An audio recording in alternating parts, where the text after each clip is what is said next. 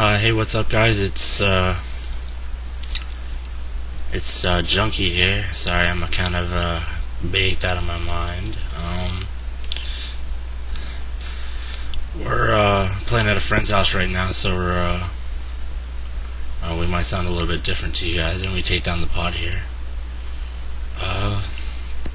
3 queen in the small blind is not a bad hand to get priced into. Chances are 1/10, 2-cent micro tables are going to be a lot of limpers. A lot of players just want to see the flop with any 2 cards because in micro stakes, they don't. You're just basically, a lot of players are still trying to feel out the game. They're trying to figure out what hands can work for them, what hands don't work for them. We don't really hit here, so we're going to play conservative and check. We still have over what we started with, even if we have to make a big fold here, which, well, not really a big fold, easy fold, but even what I meant to say is even if he bets big, which he does bet big. 6-3 on the button, really I'm only going to play if everyone folds around to me, which they do, so I'm going to make a standard raise. In tournaments, as you saw in my tournament videos, I changed around my betting strategy a lot. In cash games, I generally want to give an image that I'm a consistent bettor. I always bet, 3-bet someone or 3 times the big blind raise if it's pre-flop. If I'm the first to bet, 2/3 of pot, 3/4 of the pot, maybe 110% of the pot if it's a hand we're trying to maybe do a little bluff on, maybe even a value bet there. Because the 1-2 cent is so small at some levels. People have money and they want to give it to me. So you can't really call with the 7-4 here. We would have hit a pair of 4s, low pair. There is a diamond draw on the board. Chances are anyone with 2 dimes is gonna either call or bet to the river all the way. He's probably going to put himself, he's definitely pot committed right here. And the diamond hits, so if he was betting on the diamonds, he's good. Otherwise, he's boned. Neither of them have diamonds, actually, and the kings beat the 9s. So, there you go. I was totally off. That's why we're just playing 1-2 cent to warm up. It's hard to gauge hands in 1-2 cent. If you're not playing them to playing them yourself. You have 2 unknown variables instead of 1 unknown variable, or at least you have some known variables when you're playing in the pot.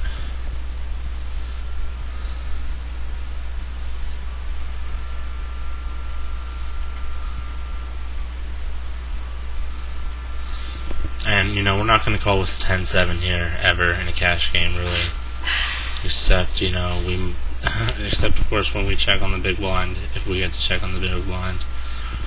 6-2, same sort of situation. We're never gonna play it. It's not a hand I would want to raise with, and if it's not a hand I want to raise with, it's certainly not a hand I want to check with.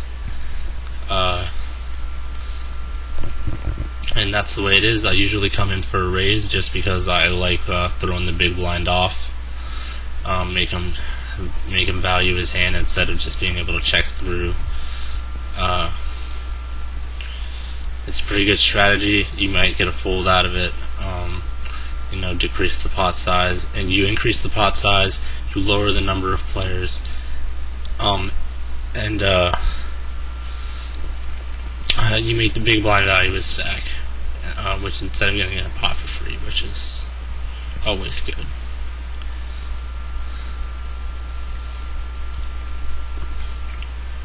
And he hits a boat on the river. We hit King 5 under the gun +1. I don't know. I could raise with this hand, but I might just call here. I think I'm just going to call. It's micro stakes. Yep, 2 callers behind me, about to be 3, maybe 4, maybe 3, plus the blinds. This guy is raising here. See what the blinds do before I have to act.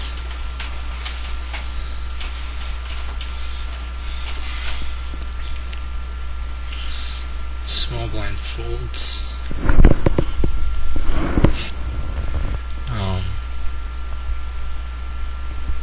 And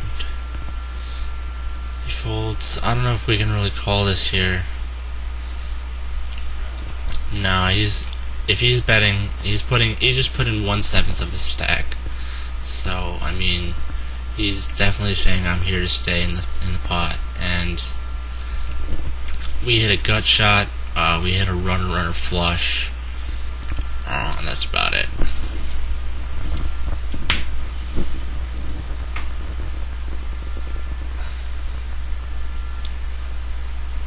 Pocket 6 is under the gun.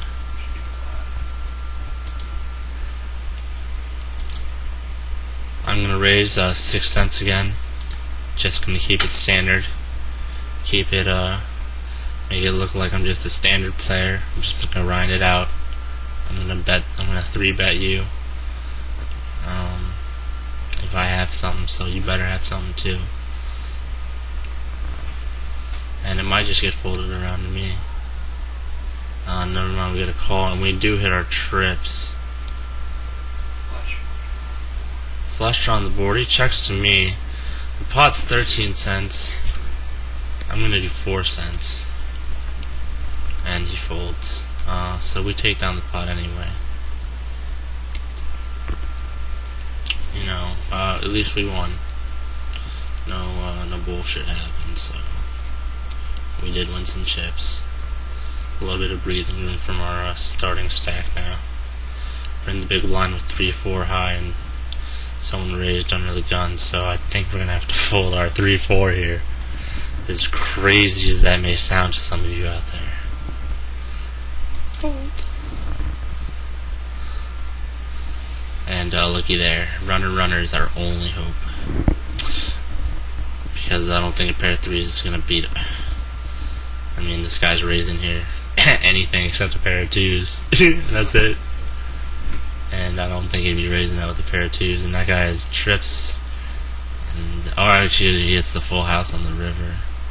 And this guy only has 2 pairs. And he gets to revise. And we hit ace, queen in the small blind. We already have a bunch of limpers. We're going to... You're right. My friend said, if you couldn't hear him, I should be careful for a tilt. I'm thinking I should get paid off by a tilt here. Unless he happens to flop ace and, hit aces in his hand, whatever, and get pocket aces. I don't know. I can't talk, man. Why am I commentating? I should just play poker silently. And we're raising to 6 cents. What? Oh. I mean, I just had to press a couple buttons. Time's fine. I wasn't Twilight, man. I didn't have to put in numbers. And we get 2 callers, maybe even 3. Nope, just 2. And we hit, let's see, high pair, gut shot, runner flush. Runner flush and a gut shot. And I'm gonna check. I'm a timeout actually. No. Flush draw's gone. We're gonna bet 8 cents.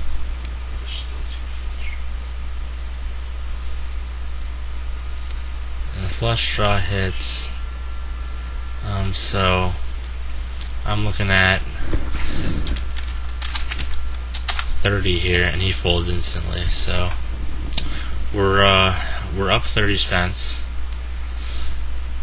Is our bluff wear on? Yes, it is. Net plus 30 cents right here, baby. Although we could just do better. It's not hard. But it's cool when you're playing multiple tables because you can track all of that stuff at once. So it can show you your total net and your total other stuff, whatever.